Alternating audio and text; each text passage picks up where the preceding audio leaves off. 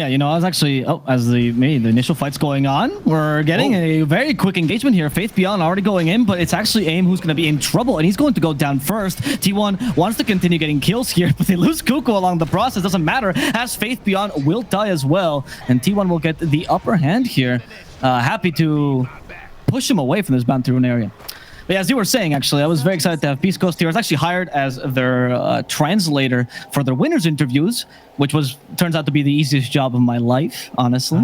The true Spanish man's dream. Yeah, Spanish man's dream. But I did get a chance to meet some of the LGD players, well, meet through someone when I was a kid in the anime major. It was a very refreshing experience because our cameraman was actually a Chinese speaker, and he, well, got to translate a bit for us.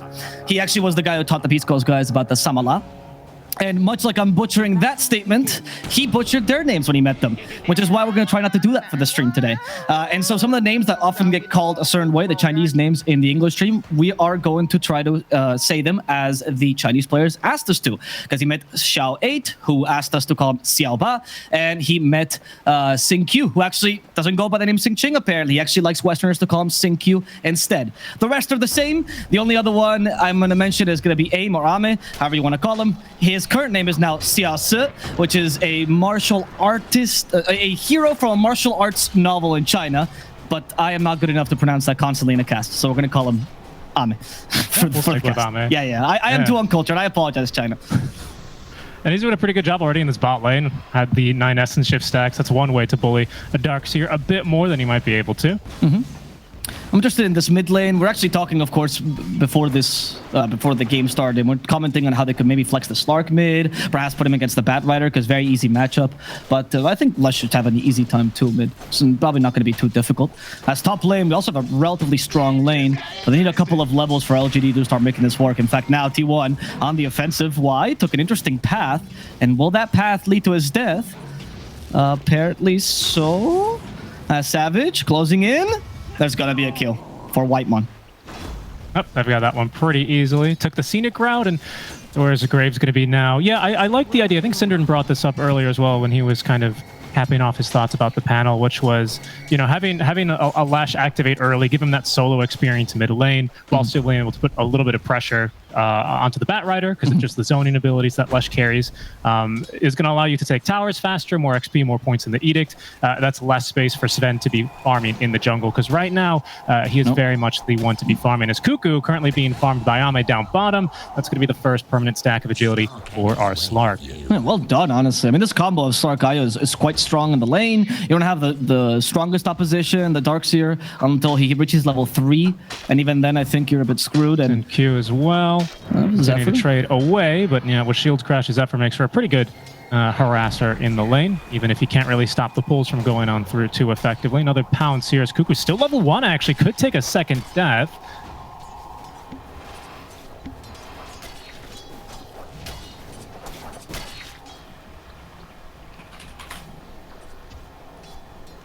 There we go, Avo. Hello. Hello. Nice to see you again. No. Good to see you as well.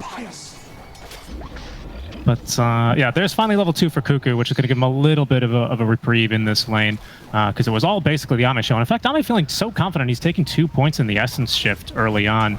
Of course, not much to dispel in this game, so there's no need for Dark Pact in the laning stage. Why?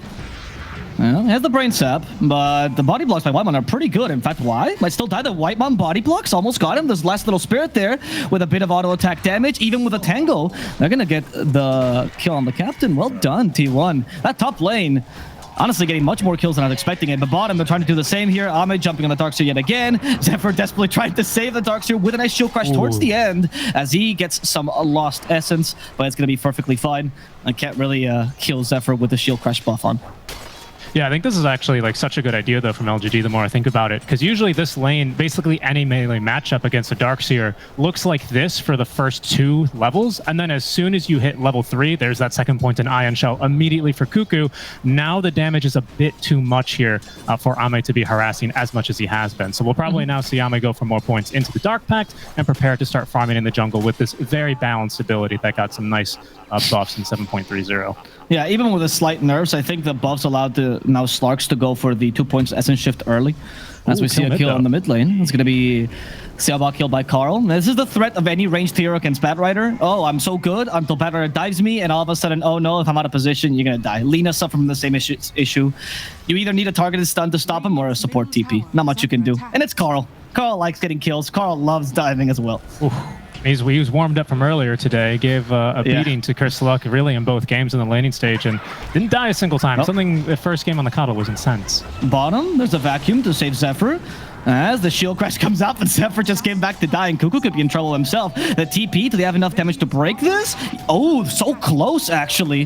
One hit away and Cuckoo was dead there. Yeah. Middle lane again, Carl going against Xiaoba. He's missed the split earth here, which means he will be collected a second time. Carl, you got to be careful. You can't let him start running away with this game. He's on another very momentum-based hero like he was earlier on the Coddle.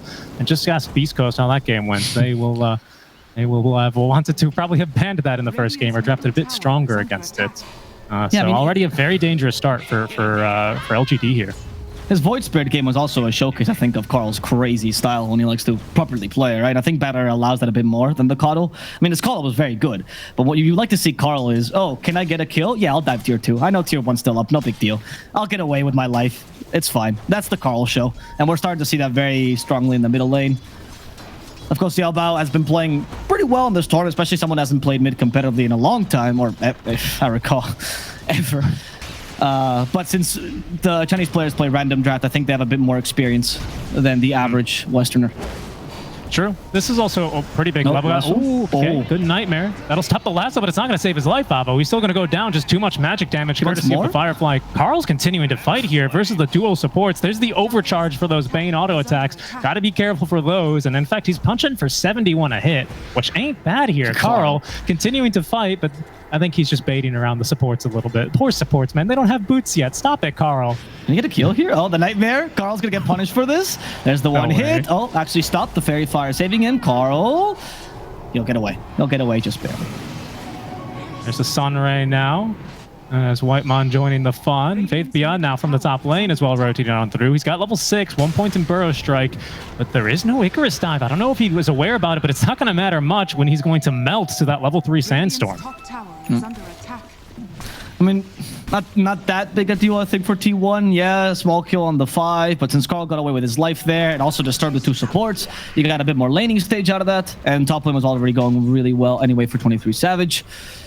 I'll see when T1 starts doing here, as Cuckoo still at the mercy of the Slark, but just run around in a circle when you're leashed. That's the best technique. Slark can't catch you. He already has Shadow Dance though, so he's going to be looking for kills, as now he can dive as well, much like Carl. Yeah, look at this. I love the dedication for Ame. He sticks around just to make sure if you farm that, or if you try and stack that camp, I will be here to punish you. And he's actually going to go ahead and block that hard camp as well from spawning in. So just making sure that whatever Carl space does get out of this middle lane, it's going to be only off of the the Surge Impact play. Give him a bit of a run around the rosy there. You know, Slark, he's a fish. If you spin him around, he gets very dizzy. Don't do that to fish, by the way. But yeah, just making sure he's creating his own space. Do fish also get dizzy? I have no idea, but let's don't do that yourself. Winter. All right, yeah. So that was interesting. I don't know if that was a replay just to show how much Slark's blade extended halfway through there, where he actually got a second hit out of nowhere. But you know, I mean, it's just Pinbuckle really hitting Slark. But we got some okay rotations at bottom of domination, but it's mostly the Carl show right now, and until he gets the trial boots, it's not like T1 is interested in doing much. Similarly, PSG.LGD will just try to take a tower up top with the Leshrac if they can. Usually a safe rotation, but Carl's domination in the mid lane made it harder to actually achieve that tower. Definitely, especially because Xiaoba's going for the sampler kind of build here at level 7, which is the 2-2-2-1. So he's got a point in everything. If he had a little bit more XP, he'd probably have a 3rd point in the Edict, although this should still be a kill into Whitemon. As of course, oh wow, even Epicenter committed. They wanted him dead. Now Carl TPing on in, has a lasso, doesn't have enough mana for it. Will get the kill onto the TPing Lesh in the fountain, but it's going to be another kill for Carl, now his 5th already this game. The confidence to not use a lasso there instead of using the flame break, right? Just in case he knew the damage was going to be sufficient. Well done, Carl. And that way we're going to be able to get, they're going to be able to get Sailbot it again. You stop the Lesh from taking towers. You are not making the map bigger for them. And here I think we're seeing the engagements, the heat map for the Batrider as well. Domination in the mid lane, small efficient rotations, and making sure that Sailbot cannot get the map control that Syndrome was talking about. As we get a pause here for Whitemon. There's a bit of an incursion now, as you know, we saw that heat map basically just sitting in the mid lane, but now Carl's looking to make a little bit more space for himself, and just, you know, if there's any stacks, look to steal them. Good stack farmers as well for LGD, so it wouldn't be too surprising to see a whole lot of them. But because of that mid kind of awkward skirmish we had, where Carl was 2v1ing both supports, they haven't really had a whole lot of time to go and stack. Wisp as well, you know, you pick him for his laning stage to be just that extra buff in the lane, as well as that extra farming speed. So he was mostly tied and tethered to the Slark for a while until Ame hit level 6, and he's like, okay, go away, I don't need you anymore. So now we see Ame just solo farming, and Xin-Q, pardon me, looking for a bit of stacking himself. That's Carl making sure the triangle is not used efficiently here for the LGD guys, just disturbing them, being the frontliner constantly. This gives a lot of space to recover for Cuckoo as well. So actually, this is pretty solid. One of the advantages of Bad Rider, your offlane can have a bad lane. It's okay. He doesn't need to be a space maker. You can fulfill that role even before travel. Yeah, and I think this is a good strategy here from LGD. You know, obviously they know that this is a weakness, not having nothing to say. He's trapped in Malaysia alongside myself, and yes. you know, giving him someone that can still rotate on the map and make good plays just with experience alone on this Lesh is a good idea here. That's basically why they've given him Spirit Breaker. They've given him, you know, tons of Pango, and as well as the Clinks even that they've broken out. So all those banned, 2 of them banned in the first phase by T1, and then of course they removed the Pangolier. So some smart drafting by them to look to press the issue. So this is almost guaranteed Carl just a fantastic start. And on a hero like a Bat Rider, it's hard to ask for much better. Yeah, honestly, it's the kind of power start you expect. You can now start farming and creating. Like, the issue he has, of course, compared to the Lesh, is that you don't have like a safe objective you can take. You're always risking your life to try to get kills. That's the objectives Bad Rider can have. Obviously, Travels helps you shove lanes a bit more, but it doesn't allow you to take the towers, unfortunately. So I still think that LGD is not too worried about this because they don't need to do as much, but T1 just needs to keep the pressure. And that's what SCA does best, to be honest. Very true. Very true. It was, and T1 another brief pause. A little bit of lag for them, but yeah, we saw a second fortify come through immediately, and that's actually spooked Xiaoba immediately away from this top tier tower as well. Watch in here on T1, saying whatever they can between the pause. You saw them laughing in the draft. There's no laughing now. It's full concentration here, huh? It was LGD that was laughing, actually. We might as well talk about that, right? They were laughing as soon as the Sven pick came through. It was Sven's 7th pick overall in the draft, and then LGD laughing immediately picked the Slark. Why do you think that was, Avo? I honestly do think it's because Slark is just a solid counter to that combo, right? I mean, they're still pretty happy right now. They seem content with their performance, but I just thought they're probably thinking Slark IO anyway, and they saw the Sven Phoenix. They go, oh, well, perfect. No change to our game plan. I also liked it because it was, you saw Xiaoba being the one to start laugh. It was the director, right? He starts the laugh. He starts the chorus of laughter, and everyone follows. It was very hearty. It reminds me of that old VP clip of them all, like, Pasha particularly laughing and slamming the table, which was... Oh, yeah. That's a great one. I love that clip. Yeah, it's good to see the teams in high spirits, especially because LGD have been playing quite a bit of Dota, and they're participating in more tournaments as well to come on up. So, you know, coming hot off the major win, straight into the ESL One Fall event. So it's good to see them still playing. But for now, T1 too as well, actually. These two teams have played a lot of Dota. You know, some of the teams only participating in international tournaments, but like these guys were in the, well, at least one of them was in the Pro Series, right? The one was in the Chinese local leagues. It's quite interesting to see how some teams don't really care about the whole saving strats for TI thing. I get a best feel for the patch there. It's going to be the Invis Rune, though, out from Carl. Rolling Thunder as well to follow up, but not enough damage here for Ame. They're going to try and still get him through the Shadow Dance, and there's going to be the relocate on in as well from Xin-Q, just to make sure Ame's nice and safe and sound there. Y was looking there for his first Fiends group of the game, but unable to find it, and that is going to be maybe the brakes pumped a bit here for T1, who were just kind of running away with this game on the Bat Rider. Yeah, I mean, the gold advantage is still on LGD, which is impressive. Once again, the Slark buffs come into play, right? Dark Pact being really effective at matching this Sven's farm. But we are seeing a bit more domination in the matchups or in the engagements for T1. I just think LGD was waiting for their moment. They haven't really lost control of the map. They haven't really lost anything, really, as they're still leading in net worth. And this is the issue with a Bat Rider. You can't really take objectives with him. You need someone to do that. They don't really have that, unfortunately.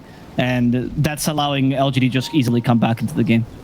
Yeah, definitely. It's a lot. It's given a lot of time and space for Xiaoba as well to continue farming up. Now he's got this max edict. LGD as well have not been able to push any structures, but I do suspect with this wave we're going to see an attempt. Whitemon is here to preempt it though. He's level 7. So he does have the points in Supernova, 3 points in Sunray, and T1 will defend and force here. Xiaoba in a bit of trouble as Carl pushing back with the flame break. He's got at least that pipe barrier. In comes Ame from behind, and Carl out of mana, out of life, will be taken down. That Supernova will scare them away, but Zephyr held back by the Fiend's grip of Y. There's Zephyr now continue to bounce around, but Xiaoba looking to turn a bit more, will get that kill onto Zephyr before he's taken down by 23, who himself is caught in the nightmare. No one to wake him up from this one, and Faith Beyond's going to wake him up with a bit of a rude awakening here at the center. Burrow Strike's not going to catch him. It's enough damage, though, for the Phoenix of Whitemon, as T1 now decides to abandon the fight and leave with whoever is left.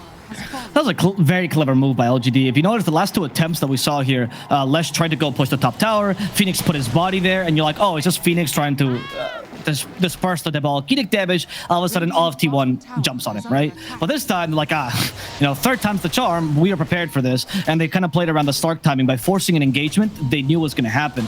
So they adapted to the enemy's movements, predicted it, and played accordingly really, really well, honestly, on an item timing as well, showcasing that sometimes there are different moves than just smoking when you get a big item. Sometimes you can make these kind of plays to force fights. I love this. That was really, really smart. Director coming into play. Definitely, and it's particularly easy when you can force fights like this with tower push, and there's just not much T1 can do about it here. Yes. They have a couple of ultis. There's going to be no Supernova. We have the Wall of Replica. There goes Carl with the Blink Dagger, trying to find him. Counter initiation, though, from Faith Beyond with his own Blink Dagger is good. Zephyr, though, this time on the money with the Rolling Thunder. That's good lockdown here for Xiaoba, as he will be taken down. A bit of the runaround, but eventually they're going to be able to hit him. 23 Savage not leaving without a kill, and it looks like they'll get the +1 onto the Wisp. But he brings back Faith Beyond. Okay, there's a double stun from the Burrow Strike. Down goes now Sin Q and Faith Beyond. Yep, they've got detection for him. That's going to be 4 dead. As, well, seems like that top tier 1 tower push went a little bit better than that one, Avo. That was the, what did we just do, guys? That was that face, precisely. Interesting choice. I mean, I think if you relocate with a Slark, obviously more dangerous, but I can kind of see it because Slark has more sustained damage, but I can't imagine what a Sand what that Epicenter can do there. Oh, look, we have a replay of this to figure it out. Okay, so he burst, like, Faith Beyond is immediately on the retreat. There wasn't even a moment where they thought of fighting that. Yeah, that was interesting. You picked up the player cams as well. There was a hint of a smile from Sin Q as soon as he relocated on in, but that smile quickly wiped away and replaced by one here for Carl. So he's having a much better time with that relocate on in. Yeah, so that evened out the top matchup. The thing that you said about pushing is still true, though. For LGD, they can put more pressure onto towers, but since these team fights are a bit easier for T1, or should be, and they manage to take a tower off it, right? All they need to do is get a team wipe, and then they can take a tower. So it's not like their pushing is absent. Sven just has damage, right? It's kind of that simple. Yeah. A warding mission, it seems like they actually should have seen that ward, though. Just play, so T1 should have detected that smoke, because they have sentry and ward there. Sometimes putting them together, pretty good. So you can tell when the enemy team is smoking for wards. Yeah, just checking up here on the items here for our course. 23 Savage already with the full SNY. There's an epicenter down bottom, though. Zephyr trying to TP away. Split Earth will stop him. And that's going to be another kill for the Director. Oh, no chance there for Zephyr. But then again, he is... I mean, Pango's one of the best dead laners, honestly. So when you play him in the 4 position, it's great. Because if he dies, who cares? He's a 4. And he's already pushed the lane a lot. He's great at shoving lanes. He can use that farm very well if he gets it. Carl still chasing for a kill. He's like, I'm not going to catch a Slark. Try for Sin Q instead. But the Spirit slow him down. Oh, sorry. The Fusel Blade slows him down. That's what I meant to say. That inhibit. Yep. The Spirits, I don't think they slow anymore. I suppose. No, that's true. That's true. He saw too much puck champ. Krelat just kept picking Corvus, and he said, stop that. And then took the slow away. And then decided to buff Helm of the Overlord anyway, so maybe not. There's a nice stun, though, onto Cuckoo, healed up by this Sunrise, and to drop the Wall of Replica to try and give him some cover. Everyone's here, though, from PSG.LGD, and now they're going to be on the run as they will drop that Supernova. Carl giving chase, has a blink, has found himself a Bane at the least, but they've lost their offlaner for it. The Purple Man for another Purple Man, Avo. They're not equal in their worth. No, but that was not their whole team, though. While it was happening, Xiaoba goes down bottom, takes a tower as well. He overstayed his welcome, though, and here's a Sven to punish him. Xiaoba tries to get the Splitter Earth off. He does. Ooh. But where are you going, buddy? That's not where your base is, and he's going to just sacrifice himself in the shadows. At least he took the tower. Honestly, that was a good move by him. I just think he stayed a bit too long, but the idea was good by LGD. They're putting pressure, taking advantage of their strengths. But now T1, seeing a dead Flash Rack, sees the opportunity to seize a tower as well. Oh, but LGD are going to fight them over this. They might get a good jump. Whitemon does not have Supernova. There's the jump from Faith Beyond. Immediately, Ame will eat him alive. Kill goes to Faith Beyond, but the stack now up to 5 permanent agility stacks for Ame. There's a Rolling Thunder, though, as Ame continuing to try to fight this one. Zephyr with a really good Rolling Thunder, slowing them all down. They're almost got through Sin Q, but there's another Burrow Strike to stop them. They're going to cleave them to death. Actually, it's the fire damage of Karl to pick up the Wisp. Faith Beyond left to fight versus Zephyr as Ame continuing to chase. There's a leash onto Karl with that Dark Pact maxed. He's got the kill. They know Zephyr is here as well. There's going to be the epicenter used for the kill. Xiao Ba, the director, now respawning, will be rewarded with the kill. So, while I think T1 made the right choice down bottom, the overall game plan of fighting constantly by LGD is probably the right one for them, because Slark can't usually Sharon outs farmer Sven, right? Being able to fight constantly takes advantage of his earlier attributes, also his cheaper item choices in the beginning, because Sven's cores have been more expensive than Slark's, at least for the first fights. So LGD is kind of banking on that. The overall macro plan is better for them, even if the individual choices by T1 are pretty appropriate. And this is all banks on the fact that T1 just doesn't have a safe form of push. So every time they win a fight or every time they get a gank, you immediately have to go and try to take objectives. Otherwise, you fall behind in map control.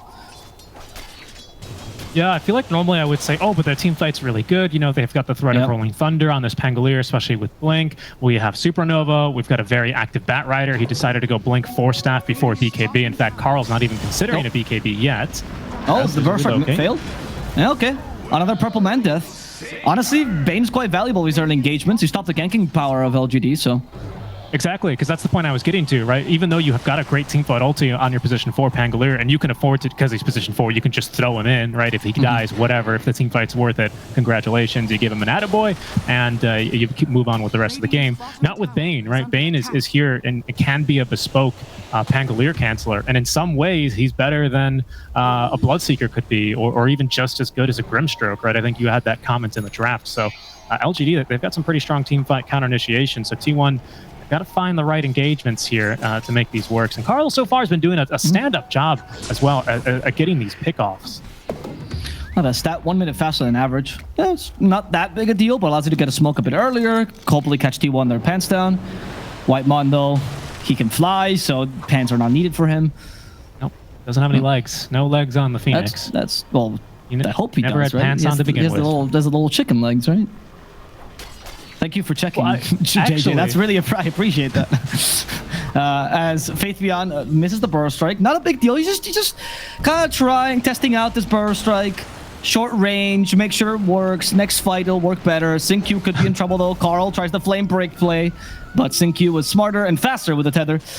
As AIM could be the target, but I don't think T1 can reach him. It's actually kind of difficult for them to initiate on anyone, really, because Slark's not really valuable. You kind of have to kill the supports, or they stop your initiation completely. Sanking's hard to catch. It's really just Lesh or the supports at this point. Yeah, it is. It really is. Especially because, of course, Xiao Ba sometimes put on himself a little bit overextending himself, right? And can be picked off easily. I don't know, man. I'm saying, you know, if you say this Phoenix has workable legs, then I would argue with you that then I guess you have to say T-Rexes as well have usable arms. And I think... Yeah. Do planes have wheels? Is the same thing for this Phoenix. That's how I see it. All right? Yeah, so I drive my plane to work every day. Whitemon can walk if he chose to. He's going for the Holy Locket build, which actually was popularized, funnily enough, by Zephyr in SCA when he was back on Geek Fam. He was the first guy to we ever saw doing that Holy Locket build on Phoenix before he got buffed and became OP. Always innovating in SCA. Smoke here for T1. This is the best choice. You force a 5-on-5 engagement, take advantage of your strengths. If not, Bat Rider can get you a pickoff, so it's kind of a win-win for these smokes. LGD, they seem to know what's coming, though. They're going to send Ame up front to break any smokes. He's got BKB, but there goes Karl. Karl, there's the BKB coming into play here. As they do drop the wall replica, their lasso, Dark Pacted immediately. Ame just quit a bit too fast. Supernova in the middle in a really difficult position to actually hit. So Supernova will turn around the fight for T1 here. They managed to stun off a Sanking Fiend script for the Sven, but he's going to be fine for now. The healing from Sundray is too high. Ame trying to fight him head on. Shadow Dance activated as well. 2 fights going on at the same time. They disarmed Ame as well with a roll-up, stunning him on top of that. And Battery jumps on top of him, but the Flame Break is not going to be enough damage. They're going to settle for the Bane instead. Y falls. The buybacks from LGD. They want to continue fighting this Carl's with the on the epicenter, catching down Cuckoo, and 23 Savage thinks he can beat the fish, but he can't. He has to deal with the whole team. For now, killing off the Director, but he himself dying to that Sandstorm damage and the Diabolic Edict, which was still remaining despite Xiaoba's death. Whitemon going into the Roshan pit. He doesn't want to get stunned. He actually does make it out, but... Oh, he TP'd? He's too good. He was TP. Whitemon's too good. He was TP in Sunray. Roche had 2 chances to bash him, didn't quite connect. And that's a huge win for T1. Yeah, unfortunately, 23, he manages to kill the Director, but you always got to be careful for those post-credit scenes, and that's where you got caught there. You know, all that damage does linger from the Edict, same as it would on, say, an Epicenter. So that's what got him killed there. But still a pretty nice win for LGD, especially because it looks like they're going to be able to take Roche off the back of this. Carl being kept at bay, though, by the spirits of Sin Q. He's not going to be allowed to blink in and snatch away this Aegis, so it'll fall safely into the hands of Ame then. Okay.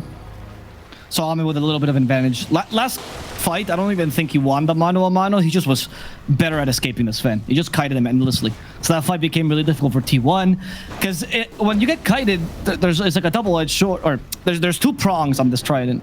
Because on one hand, you're not killing the Slark, obviously that's bad. But on the other hand, you keep getting baited into going a bit further every time. You know, it's, oh, he's so quick, he's so close to dying. Oh, I'll just go a bit further. And little by little, you end up in the enemy's base, and you end up being counter-initiated like LGD did there. So they need to find a solution to this.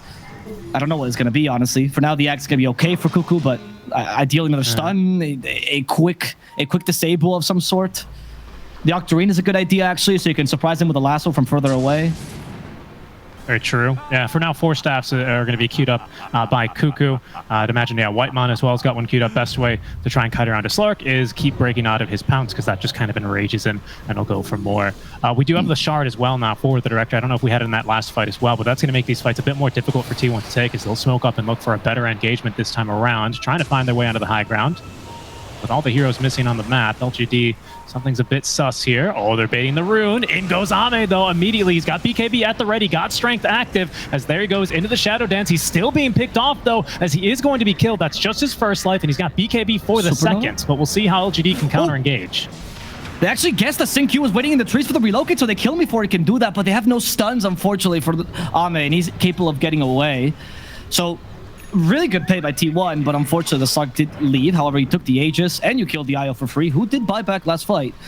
A win overall for T1. And it's time for LGD to just kind of shove the lanes and hope that T1 can't push too hard. Yeah, this is exactly what T1 was looking for, that kind of fight.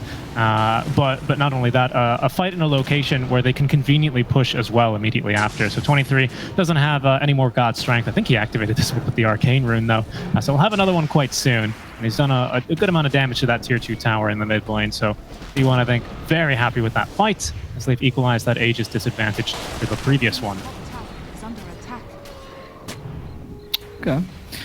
So small lead for T1. They're now turning into more map control. Pretty decent. This is a crazy graph, of course, as you'd expect from an LGD versus T1 game. Well, the XP actually kind of leading more towards T1, which is actually interesting. As they get a kill on Zephyr in the bottom lane. Once again, he's actually...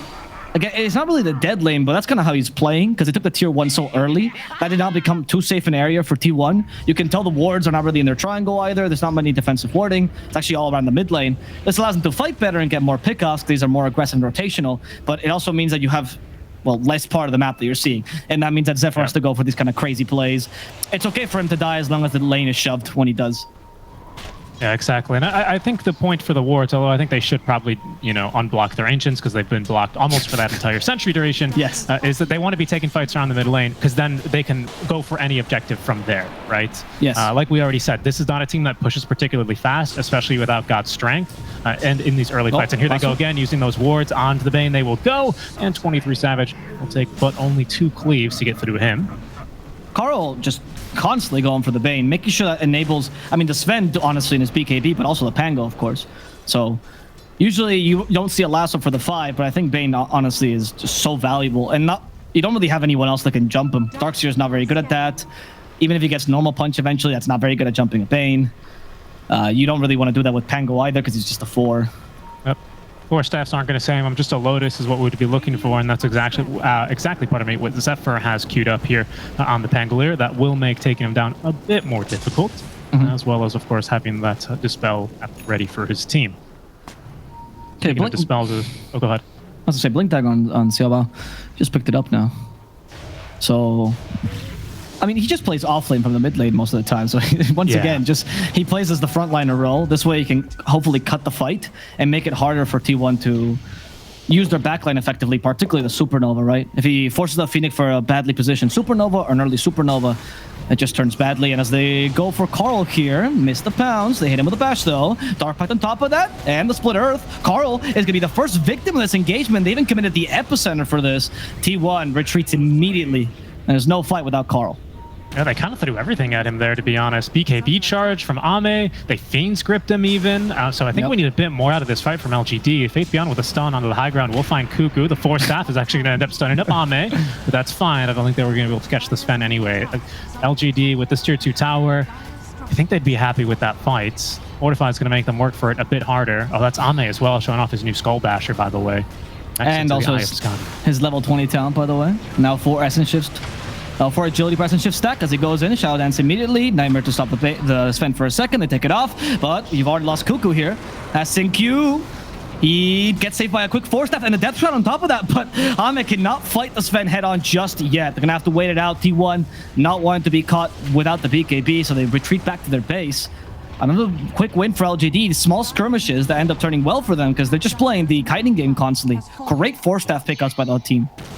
Yeah, that's huge, especially because Roche is going to be in his window here in 2 minutes. Tier 2 tower taken down, opens up the possibility, for you to take those outposts, set up some wards, making it even more difficult for T1 to actually contest Roche. Because you take a look at their lineup, and it's not really an enviable position for LGD to be in. They've got really decent Roche control and just Sand but for T1, you've got Rolling Thunder, a back wall, a Bat Rider who's actually being chased down by Ame right now. So he at least pushes him down to the low ground, try dispelling that. You filthy casual, says Carl. They'll send him away. That'll actually save his life here, I believe. We'll blink into the trees, and he should be safe and sound. Oh, very good flavor. Rarely do you get to say those words, right? But when you get to the top level of Bat Rider, it's not about the fire flying of the last one. It's about the flame break. So I see the last fight again. That was a good Nightmare, but it got immediately dispelled. I think by damage actually. Yeah, Depth Shroud here is the thing to look out for. Is that I believe saves Jin Q. Yeah, really nicely done. Yeah, and the Force Step as well by, I believe that was Faith, I want to say. Yes, it must have been Faith Beyond. It's hard to tell because IO doesn't actually look anywhere, right? But well, IO doesn't have a Force Staff, luckily. But yeah, it is hard to tell. Okay, there's a stun onto 23, though. They're immediately on him with the Fiend's Grip this time. Sunray to try and keep him topped up from Whitemon, but they quickly realize that is a very dead Sven. They'll Tirai and TP Whitemon away. Luckily, the pounce just off the mark. It's going to allow the bird to fly home. You hate to see it. The moment where your support bails on you, you know? That's the most heartbreaking as a carry. You, as a carry, you want the support to die for you, right? But there's just no way you could die for him. There's just going to be a freebie there.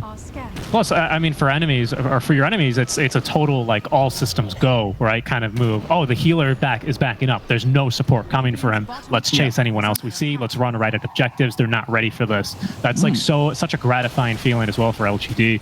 So we'll set up shop here on the enemy triangle. Likely look for this bottom tier 2 tower. That's a very good point, actually. That's a very, very good point. So we're seeing that, to no surprise, Ame is just farming crazy fast on the Slark. I mean, obviously, I think this is the IO effect to a large degree. I don't think Slark farms this quickly, no matter how good you are. But the fact that he's matching his Sven, not just matching, but beating a Sven in terms of farm is incredibly impressive, IO or not. I know he got some small buffs, but it shouldn't be this good. Look, he has more lane creeps than a Sven. That's insane.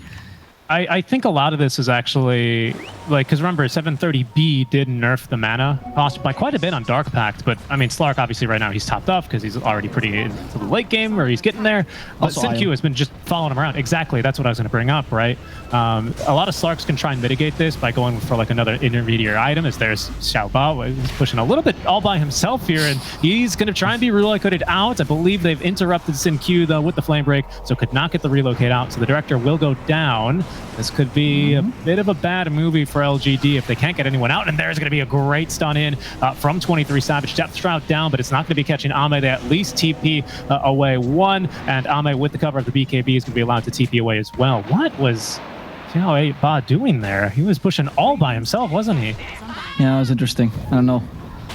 I mean, you know what? If you're the coach, right? I guess you decide the salaries of the team as well. So I don't think they got to like. There's like, guys, I hope you enjoy having less pay because you just lost 10% of your salary for letting me die. I don't know. I mean, but that's a huge like. Roche is up right now, and we don't have buyback either on the Leshrac. Like this could be huge for T1 because they were previously trapped in their base for a couple of minutes. It's that small moment you think, I can get away with a tower. Relocate will save me. Relocate wasn't up. Vacuum. Vacuum. No, Relocate was up, but it was canceled by the Vacuum. That must have been it then. Relocate will save me. I'm okay. I can put a lot of pressure to the tower. And it's just trying to play pitch perfect, right? Trying to use the efficiency to the utmost effect. Trying to take a tower because you can, because you know your lineup allows to. And it gets to the point where on paper, of course, this should work, but in practice, it's much more messy, and T1 is definitely not going to let you. They also know what you're planning on, right? The relocate is the only thing that can save you there.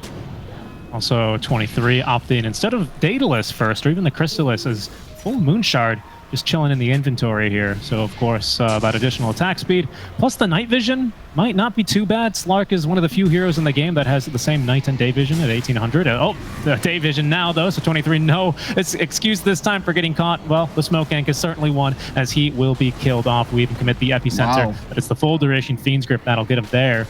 Dead for 80 seconds now, and this should be LGD.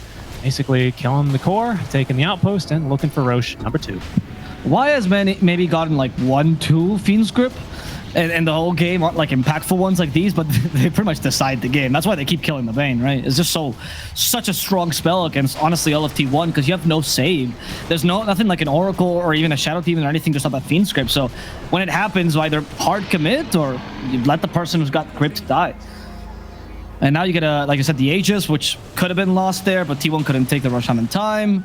Huge advantage now for LGD. And a Slark that doesn't seem to fear the Sven any longer. Ever since the Basher pickup, he might just be stronger in the mano-a-mano, despite Sven's burst. Yeah, and don't get me wrong, this is an incredibly strong item this game for a multitude of reasons, and we're going to do a couple of them. But in case you can't tell, that Xiaoba is playing a little bit more like an offlaner. He's got a full Lotus Orb already completed before he's even completed Octarine. Great item again this game for against the Batrider, obviously, but it can also dispel Lucky Shot, reflect the stun at Sven. I mean, it's good stuff. It's good stuff. I think the reflect the stun at Sven is a big deal. The Storm Armor is a really big deal. I agree, the armor is also very important. Obviously, now that cleave is 100%, you might just die to the cleave. So, helpful there. That's also why the Slark is doing so well against Sven. Also the level 20 talent, because now you get a much more armor. Like every 2 hits, you essentially get 1 armor. That's too much. Sven cannot deal with that easily. And Sven is not a good hero at diversifying damage either. Like, although the carry might be able to go MKB or Maelstrom, you're not going to go either of those on a Sven. MKB feels bad on that hero. You're the big crit kind of dude, right? Yeah, we might not be casting a Beast Coast game, but it is going to be the Silver Edge nonetheless for the hard carry Sven. This item's OP. Have that one currently queued up. This item's just too strong. Also, it's the best way to deal with a Slurk. What do? I can't diversify my damage. I can't get rid of his armor. Oh, just don't let him get any armor. Just break it. Easy. It's undispellable still, so only break that's undispellable. And of course, the crit is very useful for the Sven. I think any Sven should be able to pick this up, honestly. I even seen some Svens that skip the blink altogether just to go for the Silver Edge for damage, and not the case here. 22 Savage wanted to fight a bit earlier. I think this is fine too, but it's something people can start experimenting with. And another classic item for the Slark too, right? He's actually going to diversify into this build himself, as he does have that Silver Edge in the quick buy.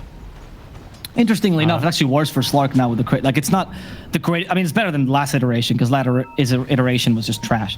But it's just okay. The crit's not the biggest deal for the Slark. It's just an added bonus. You just love the Silver Edge for the mobility anyway. It's not as good as the Sven, for sure. I just think Slark is probably stronger right now. Scotty also adding a lot to the Sven matchup.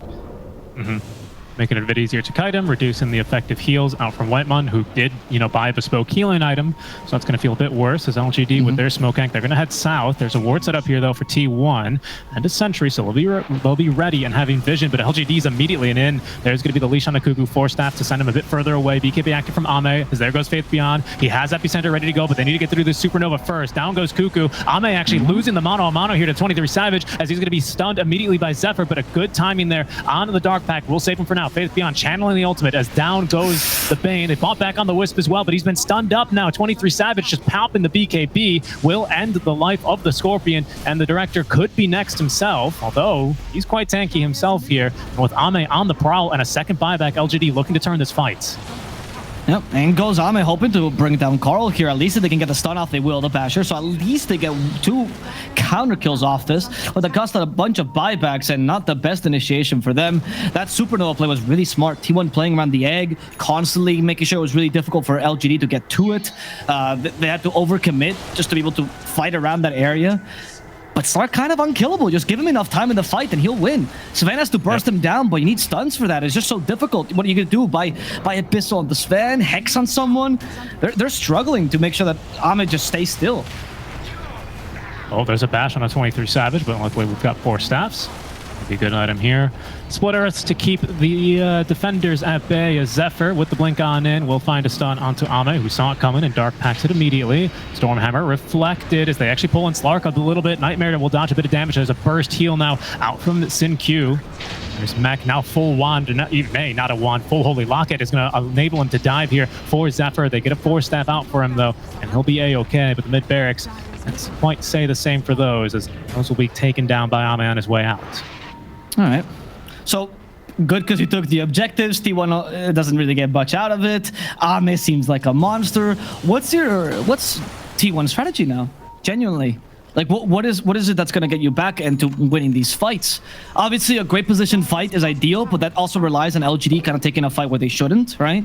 There I think was a good example of a fight on equal footing that T1 plays really well because their team fight execution is impressive, and yet they just can't do it because the Supernova is not that strong against a Slark that has this much mobility.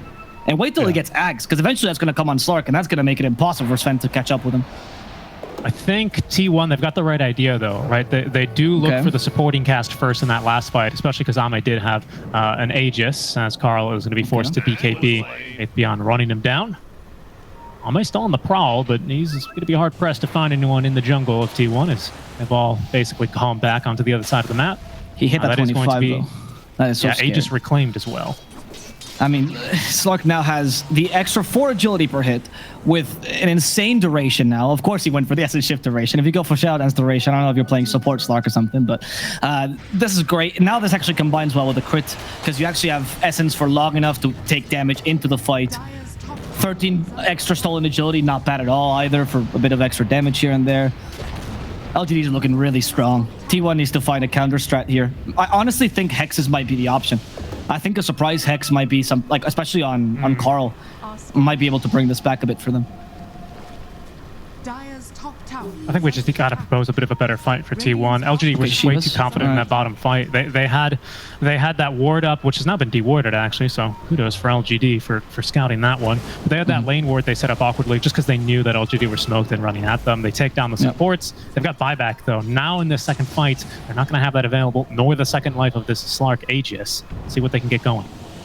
Man, he doesn't want to get caught, but he just dark backed him. Good Lotus Orb though. And the Nightmare on top of this, they initiate with Epicenter. They might just kill Carl for free here. That was actually a bait that ended up being fight. Ame, the Fiend Script gets Zephyr. No use of his Rolling Thunder. They want to go for Whitemon. The damage is lacking, so he can TP back home, but Cuckoo running for his life. And unfortunately, he's been routed. He's not going the right way any longer, and he's going to go down underground. T1 just lost 3 off a bait, I would say, from Ame there.